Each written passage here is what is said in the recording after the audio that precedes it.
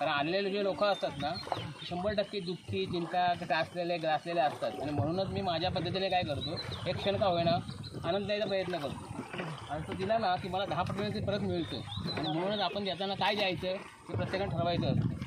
समजा शिवी दिली तर आपल्याला पण 10 पटीने शिवी मिळणार नाही.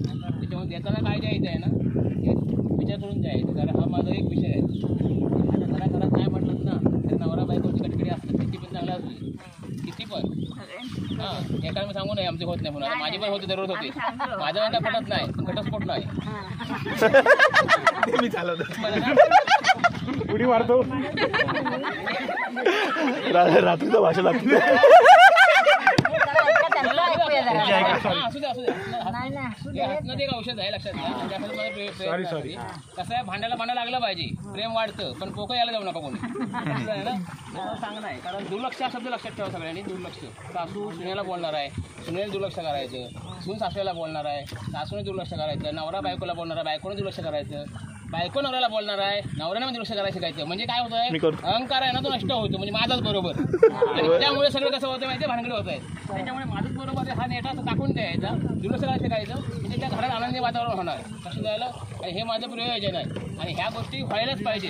समजा आपलं घर केवढं पण असू दे त्या घरात बाथरूम केवढा पण असू दे शेवटच्या आंघोळ घराच्या बाहेर हे सगळ्यांना माहिती असलं पाहिजे. जागा किती पण असू दे इस्टेट किती पण असू दे शेवटचा कांडा दुसऱ्या जागेत किंवा सरकारी जागेत त्याच्यामुळे कशाला हवं मोठी गिरी मग ह्याचा आता काही ज्ञान नाही पण आकडूगिरी किती आहे बघा आपली समजा काय न्यायचं असलं तर तेवढे मोठेपणा केला असता समज ना म्हणजे ह्या सगळ्या गोष्टी आहेत.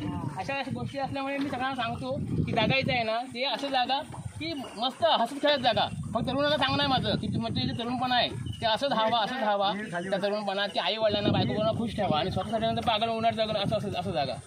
काय तर नुसतं तुम्ही म्हणाल मी क्रिकेट खेळून झोपेन धेंगावर करून जमणार नाही. त्यामुळे हल्ली ती गत झालेली आहे. आमच्या आजोबा म्हणायची हल्लीची पोरं आहेत ना हे राष्ट्रीय तरुण दिवसाची म्हातारे होते तसंच झालं आहे. रात्री खेळतं दिवसाची झोपून होतं पुढे उदाहरण आहे म्हणजे अशी गत झालेली आहे. आता तरुण पोरं बघा ना शिकलेले सवरलेले आहेत म्हणजे तुम्ही आम्ही पण त्या विमलवर लिहिलेलं आहे बघा ह्यांना रोग होता कॅन्सर होता तरी त्या उघडून खाता नाही बघा. बरं असं झालं एक पोर आहे ना तो विमल खाव होतो म्हटलं बापसा घाबरत नाही सगळे त्याच्या म्हणता मी असं घाबरतच नाही एवढं बापूस आल्यावर ना विमल पाठीला पोहल्या बापूस बोललो 2 मिनिटं निघून गेलो म्हटलं आता काय घाबरत बापसा म्हणजे मी घाबरलं नाही बापसामध्ये बघितलं नसतं ना तर मग अर्धा मागला नसता एका म्हणत कली माहिती असं झालेलं आहे. आता नवऱ्या बायकोचं प्रेम आहे नाही असं नाही. परवा एका नवऱ्याचं ना बायकोवर अतिच प्रेम बघितलं म्हणजे बाजारात फिरवते ना तो बायकोचा हात धरूनच चाला म्हटलं एवढा कसं काय प्रेम करता हो कारण एवढा काय मी प्रेम कधी बघले नाही ना हात धरून चालणार हो. पण म्हटलं 15 वर्ष 16 वर्ष झाली आहेत बायकोचं हात धरून चालत आहे. मग शंका आली म्हटलं भाऊ इकडे रे म्हटलं एवढा प्रेम करतच हात धरून का चालतंच म्हणता कसला प्रेम म्हणता हिचा हात सोडला ना हे मग दुकानात शिरता बरोबर म्हणजे अशी गत झालेली आहे. हात धरून ठेवता काय लक्षात ठेवा मी तर जातच नाही. बोला हे असेच आहेत की विनोद जेणेकरून लोक हसली पाहिजेत. आपले विनोद हे असले पाहिजे की बायकोने बहिणीने आईने मुलीने ऐकण्यासारखे असावेत असं माझं हेतू आहे. त्याप्रमाणे माझे ते चॅनलला चालतं आणि त्यामुळे लोक प्रेम करतात. आता कुठे उभा राहिलो तरी रस्त्यात तरी लोक गर्दी करतात. हे माझं प्रेम आहे आणि हे मी स्वीकारलेलं आहे. माझ्याकडे काय नाही माझ्याकडे फक्त विमान नाही बाकी सगळं ते मान दिलेलं आहे.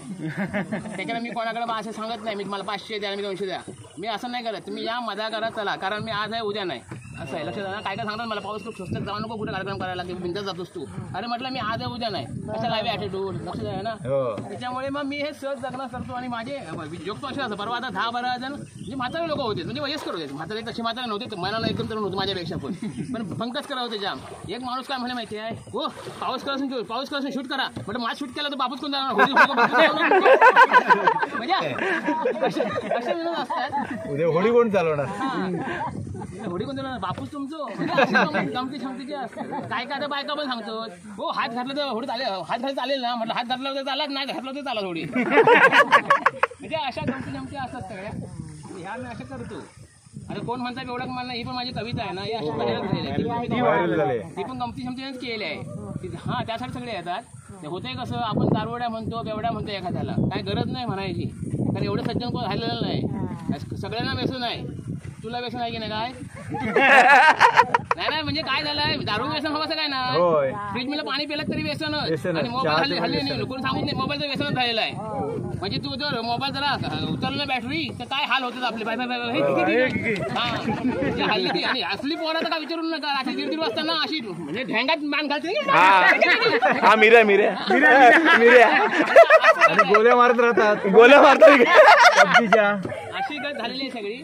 तर कोण म्हणता बेवड्याक मान नाही म्हणजे कविता कशी दादा कोण म्हणता बेवड्याक मान नाही कोण म्हणता बेवड्याक मान नाही ही काय मानत आहे ना आणि ती म्हणतात बेवड्याक मान नाही.